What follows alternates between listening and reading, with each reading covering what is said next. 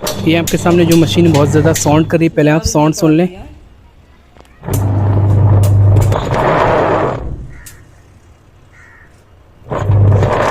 तो इसको अगर हम रोकते हैं हाथ से तो ये रुक भी जाती है और साउंड भी बहुत ज़्यादा कर रही है, तो ये दिक्कतें आ रही हैं। आप देख रहे हैं बहुत ज़्यादा मतलब साउंड है और ये रुक भी गई है। मतलब हम इसका ऊपर से अगर पल्सेटर रोकते हैं तो ये रुक जाती है। रुकने के दो रीज़न हो, एक तो बेल्ट आपकी स्लिप होती है तब रुकता है, दूसरी बात ये जब हम रोकते हैं इसको तो गियरबॉक्स के अंदर गरारी कट जाती है तब ये रुकता है। फिलहाल बेल्ट तो इसकी पूरी आप देख रहे हैं चल रही है, बाकी ये रोक रहे हैं तो इसकी अंदर से गरारी कट गई। तो इसमें क्या है, जो मेन फॉल्ट है साउंड हो रहा है या फिर इसका जो है ऊपर से पल्सेटर रुक रहा है, तो इसमें क्या है गियरबॉक्स की दिक्कत है। तो गियरबॉक्स कैसे रिप्लेस करते हैं, कैसे उसको चेंज करते हैं, और वो सारी इन्फॉर्मेशन हम देंगे इस वीडियो में। तो आपको करना है सबसे पहले इसकी कैप ओपन करना है, उसके बाद 10 इसमें जो एक नट लगा होता है आप देख रहे हैं पल्सेटर के ऊपर, तो आपको गोटी लेना है। उससे आपको किसी में 10 का लगा होता है, किसी में 8 mm का लगा होता है। तो आप उस साइज़ की गोटी लेंगे, उसके बाद पल्सेटर हटाएंगे और उसके बाद जो होता है इसको आप बाहर ले लेंगे, ठीक है। उसके बाद ऊपर से एक ये इसमें पैकिंग रखा होता है जो कि इसके नीचे होता है, ठीक है। कुछ ऐसे होते हैं इसमें रेजर रखी होती है, मतलब जो रबड़ का वार्सल होता है वो रखा होता है। तो फिलहाल यहाँ पे आप देख रहे हैं गियरबॉक्स एक तो पहचान ये होती है कि आपका पानी आया है नीचे गियरबॉक्स की साइड तब भी वो ख़राब होता है। अदरवाइज़ आपका गियरबॉक्स बहुत ज़्यादा साउंड कर रहा है फिर भी उस कंडीशन में ये ख़राब होता है। तो आप गियरबॉक्स कैसे ओपन कर सकते हैं वो तरीका मैं आपको बताऊँगा। एक तो सबसे जो ईजी तरीका है वो ये, आप स्क्रू ड्राइवर लेंगे, उसके बाद जो है यहाँ से आप देख रहे हैं होल बारी बारी से, तो ये सारे स्क्रू जो हैं इस तरीके से आप ओपन कर सकते हैं। इससे क्या होता है ज़्यादा मेहनत नहीं लगती है और आप इजीली तरीके से इसको ओपन कर सकते हैं। आप देख रहे हैं इस तरीके से यहाँ से हम नीचे से जो है स्क्रू ड्राइवर लगाएंगे और इसके जो स्क्रू हैं वो ओपन कर लेंगे, ठीक है। तो इस तरीके से आप ओपन कर सकते हैं बारी बारी से। तो फिलहाल इसके जो होल होते हैं वैसे सेंटर में होते हैं, अगर होल नहीं होते तो आप थोड़ा अप एंड डाउन कर सकते हैं, मतलब ऊपर नीचे से भी इसको ओपन कर सकते हैं। अगर ये इस तरीके से खुल जाते हैं तो आप इस तरीके से खोल लें, वरना आपको मैं बॉडी भी तरीका बताऊंगा कि बॉडी आपको कैसे ओपन करना है और उसके लिए आपको क्या करना है जिससे कि आपका गियरबॉक्स ईजिली ओपन हो जाए। तो फिलहाल ये वाला जो है जैसे कि ये सैमसंग की वॉशिंग मशीन है और सेमी ऑटोमेटिक है, तो इसमें जो है इस तरीके से हम सारे स्क्रू बारी बारी से ओपन कर लेंगे। और उसके बाद जो है इसका अगर गियरबॉक्स आपका ख़राब है तो गियरबॉक्स के लिए सबसे पहले क्या है आपको चेक करना, अगर पानी नीचे आ रहा है गियरबॉक्स के नीचे नट पे तो उस कंडीशन में गियरबॉक्स ख़राब है। अदरवाइज़ अगर आप ऊपर से पल्सेटर जो है एक हाथ से रोकते हैं उसके बाद भी अगर आपका जो है पल्सेटर रुक रहा है तो एक तो बेल्ट स्लिप हो सकती है, दूसरी बात ये आपका गियरबॉक्स ख़राब हो सकता है। तो उसका अगर बेल्ट आपकी स्लिप नहीं हो रही है उसके बाद भी अगर पल्सेटर रुक रहा है तो आपका 100% गियरबॉक्स के अंदर से गरारी कट जाती है, तब ये दिक्कत आती है। तो आप इस तरीके से उसको क्लियर कर सकते हैं कि साउंड बहुत कर रहा है या फिर नीचे से पानी आ रहा है गियरबॉक्स की, गियरबॉक्स की जो है गरारी कट गई तो पुली चल रही है, अगर ऊपर का नहीं चल रहा है तो आप उसको रिप्लेस कर दें गियरबॉक्स को। तो फिलहाल आप देख रहे हैं इस तरीके से आप सारे स्क्रू ओपन कर लें बारी बारी से और उसके बाद जो है जितने भी स्क्रू जो हैं आप ओपन कर लेंगे और फिर ये गियरबॉक्स जो है बाहर आ जाएगा। उसके बाद हम न्यू गियरबॉक्स इसमें इंस्टॉल करके भी आपको दिखाएंगे। तो फिलहाल किसी में 5 स्क्रू होते हैं, किसी में 6 होते हैं, किसी में 4 होते हैं, तो इस चीज़ का भी आपको ध्यान रखना है। इसमें फ़िलहाल 6 है, आपको जो 6 स्क्रू हैं 6 स्क्रू को आपको संभाल के रखना है और उसके बाद जब आप इंस्टॉल करें तो उसके बाद बारी बारी से आपको टाइट करना है। वो भी मैं फ़िलहाल तरीका आपको बताऊंगा। फ़िलहाल 3 हमने यहाँ पर रख दिए, 3 बाकी रह गए, वो भी हम ओपन करते हैं और उसके बाद जो है इसका गियरबॉक्स निकाल के आपको दिखाते हैं। तो यहाँ पे क्या है इस तरीके से आप सारे स्क्रू बारी बारी से ओपन कर लें। हमने क्या है ये सारे ओपन कर लिए। कभी कभी ऐसा होता है कुछ गियरबॉक्स ऐसे होते हैं, कुछ मशीन ऐसी होती है वहाँ पे जो है वॉश मोटर आ जाती है, तो आप छोटा वाला स्क्रू ड्राइवर लेके उससे भी आप ओपन कर सकते हैं। और अगर नहीं करते हैं तो मैं फ़िलहाल वो भी आपको तरीका बताऊंगा कि आप इसको बाहर कैसे ले सकते हैं, मतलब गियरबॉक्स आपको ईजिली तरीके से निकालना, आप बाहर की साइड निकालेंगे तो कैसे निकालेंगे, ठीक है। तो वो भी आपको तरीका बताऊँगा। तो फिलहाल यहाँ पर हमने क्या सारे स्क्रू जो है बारी बारी से ओपन कर दिए।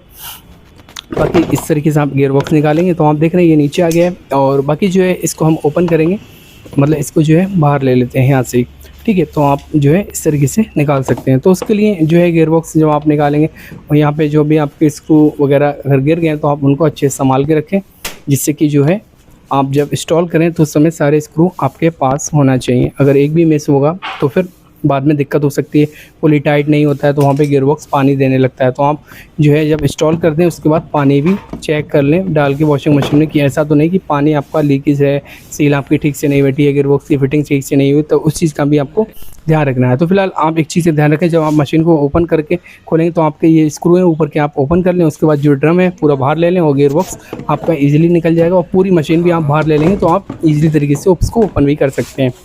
तो फिलहाल हमने जो है आप देख रहे हैं यहाँ पर एक न्यू गियरबॉक्स है, हमने ये वाला जो गियरबॉक्स है इसमें इंस्टॉल कर देना है और बाकी जो सेकंड हैंड है वो हमें निकाल दिया है, ठीक है। सेम गियरबॉक्स है, ये भी सैमसंग का है, सैमसंग जो वॉशिंग मशीन है उसी का सेम है। तो ये जो है आप इसकी जो है बुश और रबड़ वगैरह जो है वो चेक कर लें कि मतलब जो इसकी जो रबड़ होती है ऊपर वो कट वट नहीं होना चाहिए। तो आप इस तरीके से इसमें इसको फिट करेंगे और उसके बाद जो है आप चाहें तो मशीन बाहर भी ले सकते हैं। अगर नहीं ले सकते हैं, आपको ईज़ी है कि आप इसी तरीके से फिट कर सकते हैं, जैसे कि आपने ओपन किया तो आप ओपन भी कर सकते हैं उसी तरीके से, ठीक है। तो फिलहाल आपको जो स्क्रू है बारी बारी से इसमें क्या है सारे कनेक्ट कर देना है। पहले हल्के हल्के टाइट करना है, ऐसा नहीं कि आप फुली टाइट कर देंगे एक बार में सारा, तो फिर वरना नीचे के जो स्क्रू होंगे, नीचे की जो ग्रिपिंग होगी वो ख़राब होने के चांसेस रहते हैं। तो इस चीज़ का आपको ध्यान रखना है, बारी बारी से आपको टाइट करने हैं। और उससे क्या होगा, जब आप स्लोली टाइट करेंगे तो उससे क्या होगा, एकदम ग्रिप अच्छी फिट होती है और उसमें क्या है बाद में वाटर लीकेज होने के चांसेस नहीं रहते हैं, जैसे कि आपका पानी गियर बॉक्स से नहीं आएगा। अगर आप हल्के हल्के पहले सारे स्क्रू टाइट करेंगे फिर फुली टाइट कर देंगे, उससे क्या होगा, आपकी फिटिंग अच्छी होगी और आपकी सील भी अच्छे से फिट होगी और उसके बाद जो है पानी भी लीकेज होने के चांसेस नहीं रहते हैं। तो ये जो है इस तरीके से आप करेंगे तो फिर कोई दिक्कत नहीं आएगी। तो फिलहाल आप देख रहे हैं गियर बॉक्स जो है हमने इसमें इस तरीके से लगा दिया। बाकी जो भी स्क्रू आप फुली टाइट कर दें इस तरीके से, और उसके बाद जो है पहले हल्के टाइट करना है फिर फुली टाइट कर देना है। ध्यान रखना है सारे स्क्रू आपको टाइट कर देना है, जो भी आपने इसमें जो जितने भी स्क्रू निकले हैं, चाहे 5 हो, 4 हो या फिर 6 हों। किसी में 5 होते हैं, किसी में 4 होते हैं, किसी में 6 होते हैं और इससे ज़्यादा नहीं होते हैं। तो फिलहाल हमने क्या है इस तरीके से आपको देख लेना है कि जहाँ पे जो भी स्क्रू इस तरीके से टाइट कर दें। और टाइट करने के बाद जो है आप पानी डालें, पानी डालने के बाद उसमें चेकिंग करें कि गियर बॉक्स जो है लीक तो नहीं है, मतलब पानी जो है लीक तो नहीं हो रहा है। तो ये जो होल होते हैं आप इन होलों में जो है स्क्रू डाल के, मतलब स्क्रू ड्राइवर डाल के उसके बाद इसको टाइट कर सकते हैं। तो फिलहाल जो है मैं इसको टाइट करता हूँ। बाकी हमने क्या है सारे टाइट कर लिए हैं, जो भी इसमें स्क्रू हैं सारे फुली टाइट कर दिए, इससे कि आपका टाइम ज़्यादा जाया ना हो। तो फिलहाल यहाँ पे हमने टाइट कर दिए। बाकी इसका जो है ऊपर का सारा सिस्टम हम लगाते हैं।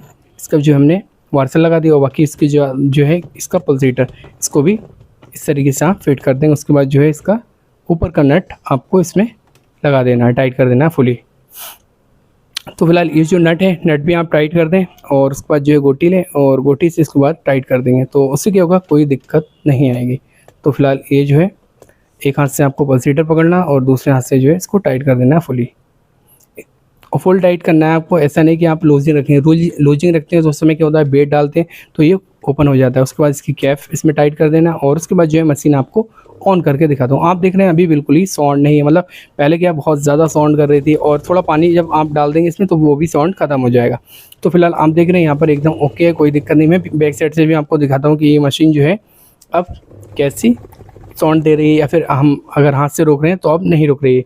तो उस समय क्या होता, रुक रही थी मशीन क्योंकि ये आवाज़ भी बहुत कर रही थी, गियर बॉक्स की जो है बीच में से गरारी कटी थी, इसी वजह से दिक्कत आ रही है। तो अभी फ़िलहाल ओके है, कोई दिक्कत नहीं है, अच्छे से मतलब मूविंग कर रही है और अच्छे से ये जो है पुली भी घूम रही है और साथ में जो है गियर बॉक्स की पुली भी घूम रही है, गियर बॉक्स भी अच्छे से मूव कर रहा है। तो फ्रेंड्स ये इन्फॉर्मेशन कैसी लगी, अच्छी लगी वीडियो को लाइक कर दो, चैनल पर न्यूज़ किया चैनल को सब्सक्राइब कर दो। Thank you for watching.